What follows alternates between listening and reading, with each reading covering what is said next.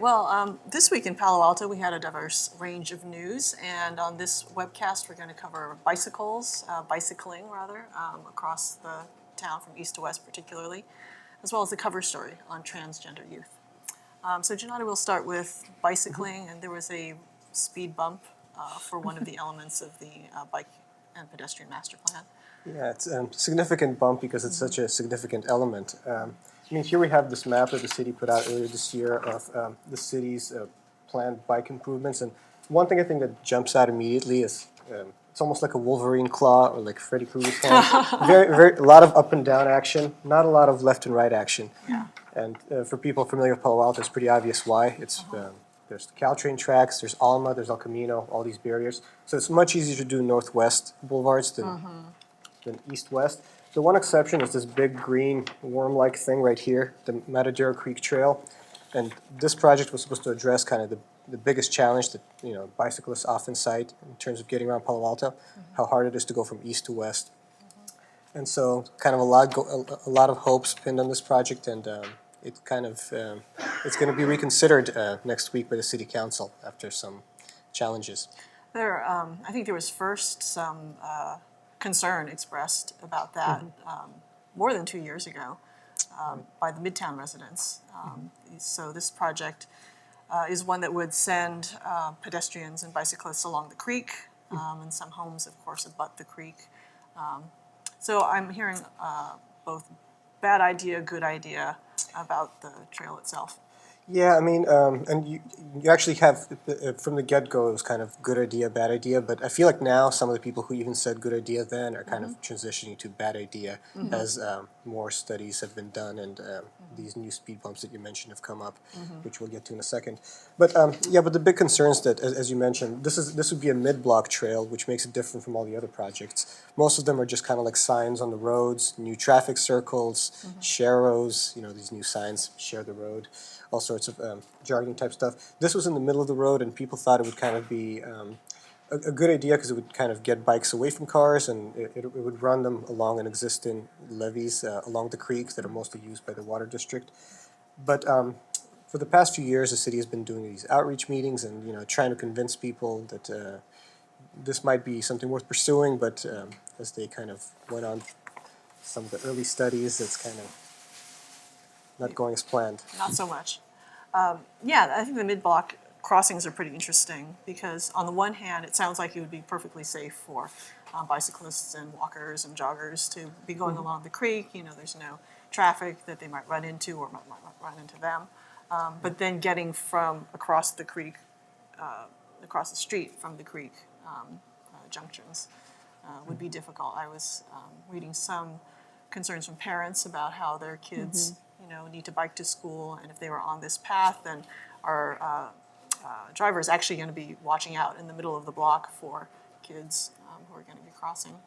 So definitely safety was one issue that people brought up. Yes, I was surprised by the privacy issue, and one town square poster said, "Oh, this is just NIMBYism." I don't know if that is it a real privacy concern or.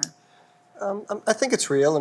People's homes are kind of next to this trail, so even if, I have a problem with the term NIMBYism because, in some cases people do oppose any kind of change. That's kind of what we think of the term. Right. But on the other hand, if something you don't like is coming to your backyard, I feel it's perfectly reasonable to say not in my backyard. So it's that word gets thrown around a lot It's an inflammatory acronym. by anybody who doesn't like opposition to anything. Sure, it's like, sure. if you don't like high-speed rail, you're a NIMBY. But what if it's a tailored project, NIMBY? But so there might be some element to that. People like the way things are, but other concerns have to do with, in addition to privacy, there's security concerns. Yeah. There's the idea that there's not enough lighting. And now there's new concerns about flooding and liability, and that's kind of the real stuff that's kind of pushing the city to reconsider it. Yeah, the idea of privacy, I didn't realize this, but I guess the levees are built up not at what we would think of as ground level with the homes necessarily, but sometimes they're built up a little bit higher to address these flood concerns. So if someone's walking on the levee and I believe someone described it as waist height with the top of the fence, and fences only can be so high, then indeed they're going to be looking right into your backyard. Well, to be fair, they'd be cycling or Okay, running they'd be across. moving quickly. I hope there won't be too many people creeping along the trail. I mean, it's kind of meant as a conduit. But yeah, you're Yeah, right. It could yeah, be that's a concern. abused.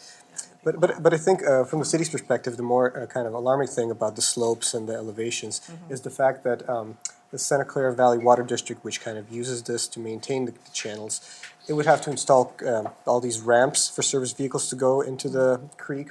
And so what this means for the bicyclists is that like at 4 different locations along this 1.3 mile stretch, they have to go up and down at like a 0.5, I mean not 0.5, 5% slope, which is That's good which is pretty exercise. uncomfortable.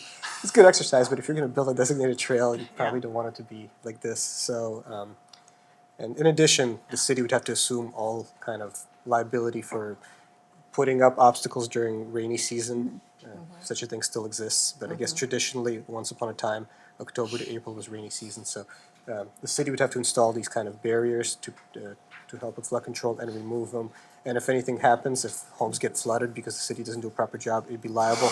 So all these things are kind of forcing the city to be like, Yeah, it's a complex situation because you've got the water district, you've got the city. There was a citizens advisory group Right. as well. There's Midtown residents who are opining about this, and there's payback also. payback, our favorite acronym, PABAC, which is The Pedestrian and Pedestrian and Bicyclist Bikes. Advisory Committee. yeah. So there's a lot of agencies involved. There was one, I guess, critique by someone, either a consultant or a city staff member, that there was a lack of communication when some of the flood control plans were being made by the water district. And I was kind of wondering who actually has kind of top jurisdiction then when it comes to these projects. Well, in this particular area, it would be the water district. The water district, could tell the city you can't do this if it wants to. The city can't just go out and, because this is their right of way. And in fact, the condition that the city would assume all liability was kind of made by the water district. They basically said, if you want to do this trail, then that's fine, but here's what this means. You will have to be removing and installing these obstacles, which otherwise the water district would be doing, and you would assume liability. So the fact that the water district is setting these conditions kind of suggests to me that it's kind of this is their Yeah. kind of territory. Yeah. So it's really interesting to hear from the bicyclists because, I mean, just talking a bit more broadly about east-west routes. So the train tracks are the barrier, and we've known that for a long time. And when discussions about Caltrain and high-speed rail have come up, the idea of tunneling has come up because people feel like this is just the thing that divides the city. It's whether it's the Berlin Wall or it's what have you. It's the Lobotomy. There's yeah, a lot of one thing high-speed rail brought to the Palo Alto is a lot of creative new metaphors. But yeah, go ahead. enjoyable. I think the hurdles that the city's trying to look at, which I find interesting, are how do you get across Alma and the train tracks to the other side. There's a couple of venues. There's the Homer Tunnel up in north. There's the California Avenue train station tunnel there. People don't seem to think that those are adequate, though. Yeah, I mean, as you know, the Cal Avenue, the undercrossing is pretty narrow, and even though it's fine if you just need to kind of get across, you can get off your bike or go slowly, whatever. But when you go south of Cal Avenue, there's really nothing until East Meadow. Yeah. So that's the biggest stretch along in Palo Alto where there's no way to cross. So I think one of the big concerns behind this is that this would help close that gap. And they're still thinking of doing that in some fashion or other, but it just probably wouldn't be along the trail. And I think, interestingly enough, they renamed the whole project. It used to be the Metadero Creek Trail Project, and they don't even call it that anymore. Yeah. Now it's the Midtown Connector, which means all options Are there on any the table. other proposed east-west trails or routes? Well, what they're doing now with this change of direction, seeing that the political and the technical obstacles, they're now going to be looking at kind of more traditional east-west routes. I think Loma Verde and Colorado Avenue has been brought up. So, they wouldn't be kind of the same kind of significant designated, separated from the roads, but it would just be more like the kind of thing we're seeing on Park Boulevard and the kind of improvements proposed for Homer and Channing, more of the traditional kind of share the road devices. Yeah, and the council recently was talking about the change of direction for various bike projects.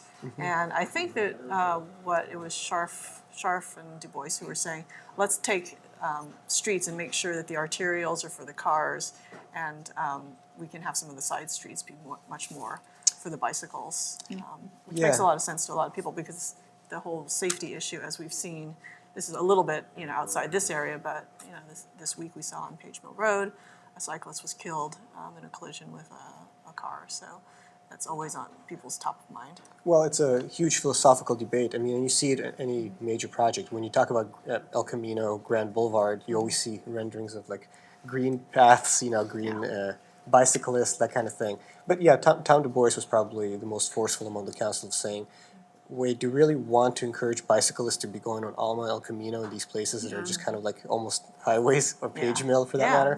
matter? So from his perspective is basically, let's focus on parallel streets, make those really bike friendly, but keep these mostly designated for cars instead of having everybody mingle. Because some places, I mean, it's almost like putting a bike lane in 280.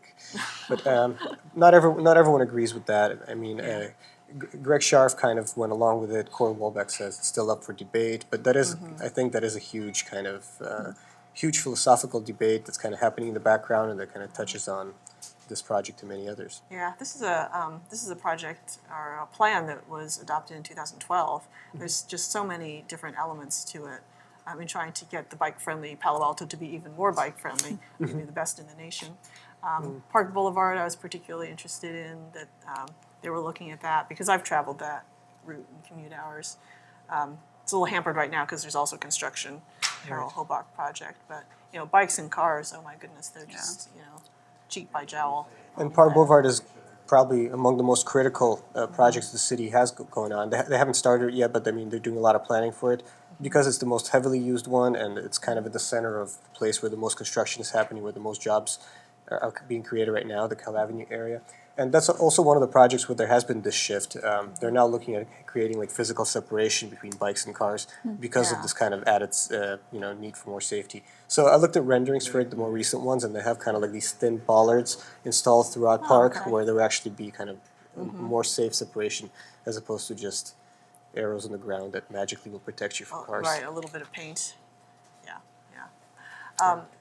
There's always conflict between bicyclists and drivers kind of in terms of attitudes. And we see that a lot on Town Square, people kind of pointing out each other's errors. How much will all these different plans, I guess how important is safety in all of these plans, or is speed and efficiency kind of the goal of getting people from here to there? I'd say for the majority of people, it's safety. And we've seen this in Charleston or Stradero. And on my map, you see, in addition to Matadero, there's another left to right, which is kind of at the knuckle of the Wolverine claw, the orange thing. The orange. Yeah, and so when this project was coming from the council just recently, they approved it overwhelmingly, and most of the comments were, let's do this, even though it's going to slow things down. And one of the reasons is the people who are driving are mostly out-of-towners, they're commuters, it's as Tom Du Bois called it, like a huge silent majority. They're not going to come to meetings because they probably live in San Jose or San Francisco or wherever. Yeah. And so the people who do come out are residents whose children go to local schools, who want to make sure the safe routes are safe. Yeah. And And that's a huge commute corridor for. yeah, and you have some dissent from people who are in the neighborhoods who are concerned that it's going to be so safe and so slow that cars are going to be going off the arteries and into neighborhood blocks. So these people usually kind of come out in opposition, but because of the council knows who their base is, it's I'd say safety is paramount and efficiency is often secondary with these kinds of projects. So is this Citizens Advisory Committee still looking at the Midtown, not Matadero, Midtown Connector Trail, or is their job pretty much done at this point? I imagine there's going to be more meetings. They met in September, and they kind of. The one thing that I think is interesting is right now everybody is on the same page, so there's some good coming of it. And yeah, and I reached out to Sherry Furman, who's like the leader of the Midtown group and one of the kind of the co-chair of PAN, Palo Alto Neighborhoods, and she basically said that this new report kind of vindicates what they've been saying all along, and I think I imagine they will be involved in whatever new plan comes out of it, whether it's Colorado Avenue or Loma Verde. All these bike plans entail outreach campaigns and public hearings, and something that happens at Midtown that's of such high importance, I'm sure will involve this kind of similar process. Okay, well, thank you. So now we're going to navigate from that topic into our cover story, which is about transgender youth and how they have been advocating for, with their parents, new policies, new procedures at the schools, so that they can be who they are. And Elena, I was kind of interested in hearing from you. You spoke with a number of people for this cover story. Is there anything that surprised you or that you found new that you didn't know kind of going into this topic? There was a lot. I mean, I had sort of a interest in this topic, obviously, and had read, other news articles about it. And it's such a visible subject right now at, both at schools and in the, pop culture and the media, Caitlyn Jenner, all Sure. of that. And so I started on this story a few months ago, and my understanding of just the complexity of these issues and the different terms around it and sort of processes around transitioning, if you're transgender, all these things, my own understanding really deepened and evolved over the past few months. And a lot of it really does have to do with hearing directly from people who have gone through, which is sort of a theme also within the school district of if you don't know a transgender student or family, and if you haven't heard from them directly, it's hard to sort of understand this shift that's happening and sort of what you need to do as a teacher or an administrator or a student to sort of make schools more accepting environments. Yeah. And you interviewed someone who's very, very articulate, Jay, his initial, and his story was really compelling. I found it interesting that one of the things he said was just the feeling of being a girl was somehow less than, I guess, that he had that own sense and it assumed that all the other girls kind of felt the same way, like they envied boys, or they all wanted to be boys instead. Yeah, so Jay is a transgender man, and he transitioned while he was at Gunn. And I think until when you're young and you don't have a language for what that means or an understanding, you just assume that maybe that's how all people feel. Yeah. And I think that also speaks to a lot of the importance about, talking about these issues and what it means and helping parents to understand so that children who might identify in that way have language around it earlier and can figure it out earlier. Yeah. I'm curious, I mean, you mentioned that it's becoming a more visible issue in pop culture with Caitlyn Jenner, of course, Orange is the New Black. Yeah, great Laverne show. Cox. Yeah. So, but yet it's striking that pretty much everyone you spoke to, it's the story relies on initials, pseudonyms. Can you tell me a little about why these students were so concerned about protecting their privacy in this case? One reason is that a lot of the students were younger, so they're in elementary school. So just in terms of protecting their privacy and safety, even though some of them, not all of them, came out at school, so kids in their classes and broader school community know who they are. But a main reason is to protect this choice to make later on if you want to do something that's called either going stealth or sort of maintaining your privacy. So if you transition in middle school or high school, when you go to college, when you have a job later on, if you decide you want to keep your trans identity private and you don't want to share that with people unless you decide to personally, that's an option they want to maintain for either themselves or their children. So putting their name in a newspaper article that people could search or find later on was just not something that they wanted. But it also does speak to, and one mother said this, that you think in Palo Alto, which is progressive and understanding, compared to other places in the country, it's still not totally okay to be out as transgender. And it really, when you say that you're transgender, it changes people's perceptions about you. So just being careful around that. So was it hard finding these students to speak to? I found most of them through Outlet, which is an LGBTQ organization. I love that acronym. Yeah. So, lesbian, gay, bisexual, Transgender, queer, and and questioning. Okay. And there's also a little plus you can add to encapsulate everything and anything that might be beyond those letters.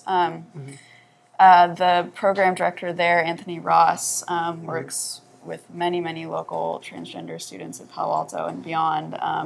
Outlet is really the only place in town that's providing support groups and counseling services and LGBTQ specific support. So he connected me with a few families, and it's also sort of it's a growing, but it's still a small community. So once I talked to a few families, and they told other people the ones who were interested in talking to me, reached out to me. Cool. Yeah, I was curious, like what prevalence transgender has in the United States, and there was a UCLA LGBT demographer who's come up with the kind of oft-quoted statistic, which is 700,000 persons, and that would be 0.3% of the population. Yeah. And clearly, clearly there's a story that needs to be told here that you've done through your cover story. But I think some of the I guess the evolution of just being trans and making the transition is really fascinating because here at Stanford, they're opening a multidisciplinary, I don't know if it's clinic or program, what I have think you. it's a clinic because it'll provide both medical and counseling services and psychological services sort of, and there's something like this exists at UCSF, which was previously where all local or anyone in the Bay Area who needed these kind of services really went, either whether it's for hormone treatments or a really good psychiatrist who has experience in gender identity issues. So Stanford is planning on opening something similar to that model within the next year or so, which is pretty incredible that they've decided to do that. Yeah, and it kind of speaks to the idea of transitioning younger, I think, than people have done before. Whether that's, I think the opportunity time frame is puberty. It seems like. So I thought that was interesting because there was another transgender man in your story who talked about having wished that he could have transitioned earlier, and then gone stealth, or then let it just be the decisions made, and I am who I am, and I'm going to be this, without people needing to know. And what's really, what's fascinating to me is a lot of this is sort of, it's not in real time, but there's a lot that is still happening right now, medically and just sort of societally around gender norms and understanding of transgender identity and what that means at a younger age. Yeah. A lot of the parents who are dealing with this even, not that long ago, it was pretty recent history, like 4 or 6 years ago, found local psychiatrists who really didn't know what they were talking about, told parents to do things like, if you're a stay-at-home mom, don't wear dresses, be less feminine and spend less time with your daughter, So your son doesn't want to be Right, yeah, if your son, don't let him play with girls, don't let him wear dresses if he wants to, just very outdated thinking that has evolved pretty recently, and also around understanding of that children can identify at a very, very early age, and there's this term, persistent, insistent, consistent. There are certain psychological markers that transgender children have, that it's not just that, a boy who wants to wear a dress or, it's sort of very persistent markers of this is their identity and this is who they are, and that they know at a young age. And I think one parent actually said something striking to me at one point in an interview, that there is sort of this controversy around, how could a child that young really know. But it's almost more simple for a 4-year-old who's saying that all the time, who has no understanding around gender or anything, versus a high schooler who's going through other identity crises and stuff like that. Not that they don't know either, but it's very simple when a young child says that repeatedly. Well, one thing I thought was really interesting in the story is that in addition to the tension between kind of how you feel about your gender and the expectations, there's also another tension between kind of privacy and wanting people to kind of understand these issues. You spoke to someone named Anne, who basically had this group, Spectrum, what is their name? Gender Spectrum. Gender Spectrum come into the class and kind of educate, the kids and the students. School. Yeah, about these gender issues. And on the other hand, you have a quote from someone you spoke to who kind of voiced real frustration about people asking him these really personal questions, like your genitalia, are you taking hormones?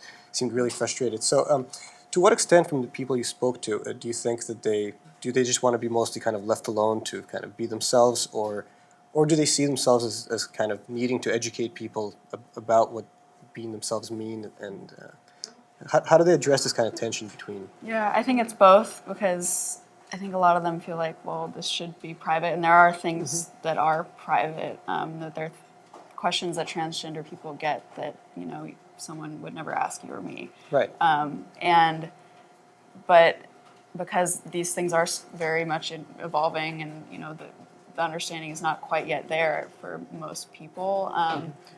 I think in order for them to have a safe environment at school particularly, they really need educated peers, parents, and teachers. And so I think they walk a fine line between those two things. And one student I talked to in high school really feels strongly about educating other people, and because if one person asks him the wrong question, if he doesn't correct them, then they'll never know, and he sends them off, not realizing that they asked him something inappropriate or offensive. But I think that they also hope that there will come a time when you don't need to get an outside organization, as this one family did, to come into your classroom, to speak to your classroom, and that schools will be equipped with this sort of knowledge too, and it'll just be sort of built into societal structures. Because it sounds really tough. I mean, you're almost being thrust into the Yeah. role of an advocate, which you didn't sign up for, just because you kind of want to. Yeah, and a lot of parents don't or aren't ready to be advocates either, and a lot of these kids are lucky to have parents who are willing to do that, but some kids aren't out to their parents, or their parents don't accept their identity, and so they have to sort of navigate it on their own, which is really difficult. Or they're not, they're still figuring it out themselves, so they're not even out. I was hugely interested that there is an LGBTQ committee Yeah. with the school district. How long have they been around? Because this is parents and staff, correct? Yeah, Some parents, students staff, students have sort of come in and out, and also community organizations like Outlet usually have people attend the meetings. I couldn't find an exact date, but it's been around for years, like a long time. I was surprised someone mentioned it to me sort of offhand in an early interview, and I had no idea that it existed. Yeah. But it's existed for a while, and I think it's sort of evolved over the years, and right now they're really focused on transgender, gender nonconforming issues. They are the people behind this new policy coming to the school board next week, and they've been working on it for more than 2 years. Yeah, let's talk about that. Yeah, a lot of deep work has gone into that. And it's basically the school board or the school district already has a policy to protect gender identity and harassment and all of that. But this is much more inclusive, particularly of gender nonconforming students, so not just transgender students. And it's also very intentional in the language it uses, and it's really, really comprehensive in terms of just laying out the rights of these students and making sure that teachers, administrators know that this is, it's not just one family coming saying this is what we need, this is sort of across the board, this is how things should look. What are some of the specifics that it kind of outlines for teachers, for administrators? Is it kind of do's and don'ts? Is it? It's a lot around, protecting their privacy if Records, for example. records, yeah, definitely a lot. There's issues around changing names in school records. Students are allowed to change their name without bringing, a new birth certificate or proof of a legal name change. Teachers are required to call students by their preferred name and preferred pronouns.